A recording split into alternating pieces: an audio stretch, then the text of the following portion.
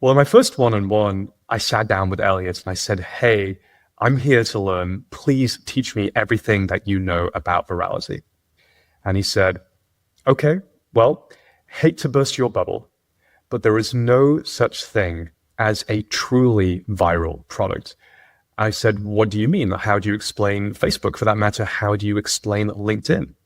And he said, what I mean is no app has sustained a viral factor of greater than 1 for any real period of time.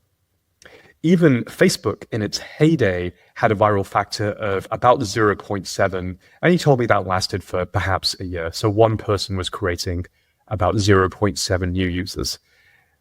And I double-clicked again and I said, well, Elliot, what about the address book import? This is one of the things that LinkedIn got famous or infamous for. You could import your address book and then it would spam/invite everyone who happens to be members of LinkedIn in your address book. And then eventually it would just invite everyone to LinkedIn.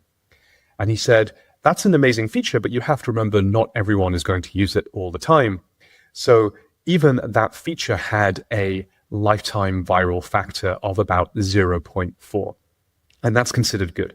So 0.4 is good for a viral feature. 0.6 is great. Something like 0.7 is absolutely incredible. You're in the stratosphere up with Facebook at that time.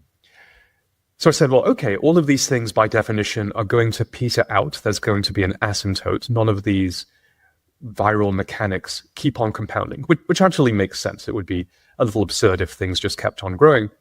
What then is the true secret behind virality? And he said, it is word of mouth.